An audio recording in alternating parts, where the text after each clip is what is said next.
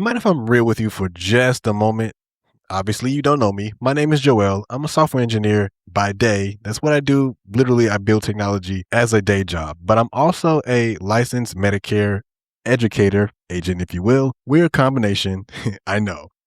But here's why that matters and why it should matter to you. Because I see exactly how these scams work from the technology standpoint, and I'm really getting tired of it. And I would love to have this information that I know given to my parents. So that's exactly what I decided to do with this video. And if you will, please stick with me through the end, because number 5 is the one that most people never see coming. But before we get into the list, the one thing that actually stops everything that's on this list in its tracks is having your Medicare information in tow and actually understanding your options and what's available to you. The other thing that I want to mention is if a call, text, or anything sounds pushy, urgent, or secret, it's a scam and you should hang up immediately, because real agencies, real agents, real banks, the real Medicare would never ever call you, and they wouldn't rush you in the process either, nor would they actually swear you to secrecy or threaten to actually take anything away from you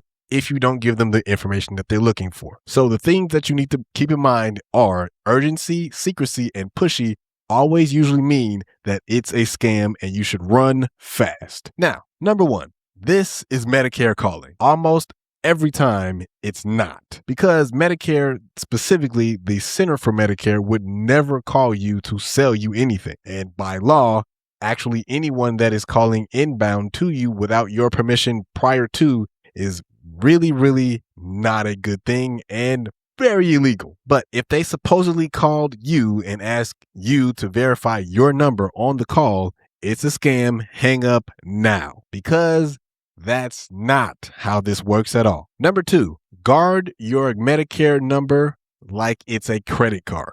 Only your doctor, your plan, or a licensed agent that you know and trust should ever ask and ever need it. Please, for the love of everything that is good, don't carry your card around you unless you are actually going to need it, specifically going into the doctor's office or something like that. And obviously, since I have this background, here's the tech part that you need to know about this particular situation when it comes to your Medicare and scams that are out there. So the reason why I told you to keep this as if it were a credit card is because once that number is out there, it gets sold as if it were a credit card on multiple different forms over and over and over again. And it literally can become something that racks up a bill that you were never actually privy to.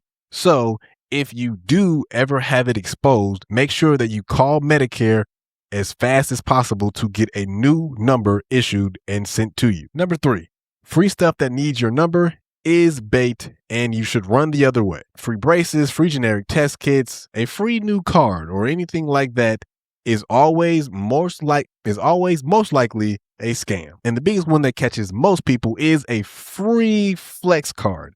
Now, that's not necessarily a free thing. It also usually comes with the plan that you sign up for.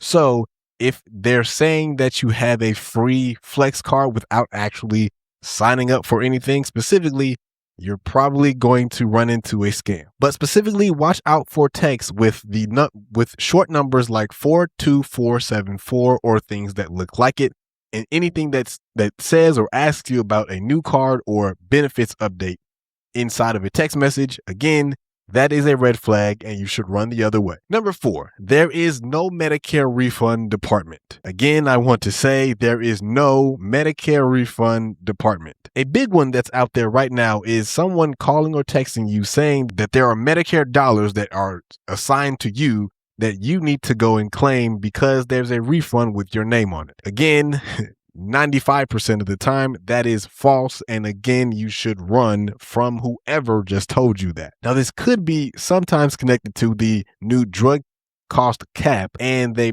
may be asking for your bank routing number or something like that. But again, that's not a thing and you should not do it. Number 5, the one I warned you about at the beginning of the video, the voice on the other side of the phone can be fake. Now, I want to explain this carefully because it can sound scary, but there is a way to spot it. Now, technically speaking, what happens with this is scammers can take a few seconds of someone's voice off of a call, off of a voicemail, social media, or what have you, and use AI to clone it and then make it available for them to use as a phone number or a actual agent that they can use to call other folks. And on the other end of this, it can sound exactly like your grandchild or some official that is high ranking in your city, state, or inside of the nation specifically. And it can sound very, very real. Some examples that can come across would be something like, hey, I'm in jail. I got into an accident. This is your mayor calling or something like that. And I need you to do X, Y, and Z with your bank account or bank routing number or something like that.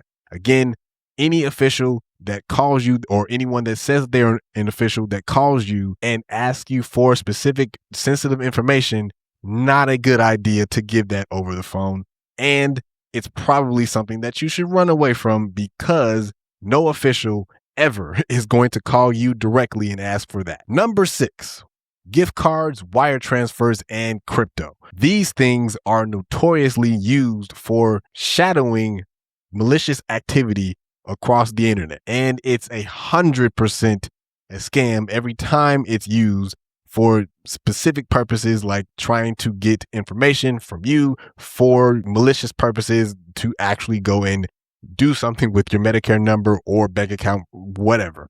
But if anyone is actually asking you to give them crypto or give them gift cards to actually get something done for you, that's a scam every single time. Then number 7, make sure that you read your statements religiously every week if you can, but no less than at least once a month, because your Medicare summary notice will be sent to you, otherwise known as MSN. And if you see something that is completely off the wall, like a wheelchair that was ordered that you never actually got, that's a red flag that someone has already gotten your number and you need to switch it as fast as possible. So with all of this stuff said, how do you actually take action if something has happened to you in the past? Well, if something seems wrong, report it. It's free and you can reach Medicare at 1-800-MEDICARE. If you've ever experienced Medicare fraud, reach out to 1-800-MEDICARE. If you have experienced any scam or money loss, reach out to the FTC at reportfraud.ftc.gov. And there's also usually free local help that you can use as well, called the Senior Medicare Patrol, and I'll leave all of these details in the description below. So look, my whole goal for this video is to keep you protected, your money, your identity, and your healthcare goals and all that kind of stuff intact for the future. And obviously, you don't owe me a thing for any of this. This is just what I do. And my whole goal for this video is to help you from having a bad day. So if one of these things keeps you from having a bad day, specifically because of fraud or anything like that, I've done my job. So if I may, there's one thing I might want to ask for you, and it's free. Pick one person that you care about and tell them about number 5, or send them this video.